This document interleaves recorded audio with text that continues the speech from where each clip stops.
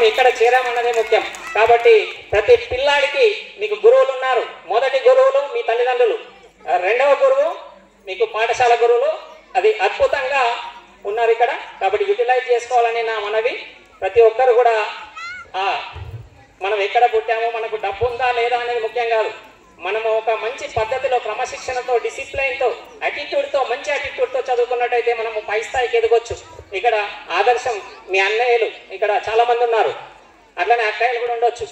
వీళ్ళందరూ కూడా ఎంత బాగా ఇప్పుడు అంటే వాళ్ళను పొగిడే స్థాయి నాకు ఉందో లేదో కానీ నాకైతే గర్వంగా ఉంది. ఎందుకంటే మన ఊరు నుంచి ఇంతమంది, ఇందాక నరేష్ చెప్పాడు, school assistant social studies sir, మన ఊరు నుంచి 18 మంది 2014 తర్వాత 18 మంది ఎంప్లాయీస్ వచ్చాం సార్ అని చెప్పాడు. సో ఇంకా ముందు ముందు దీంట్లో చాలా మంది ఉన్నారు ఎంప్లాయీస్ అయ్యేవాళ్ళు. Thank you.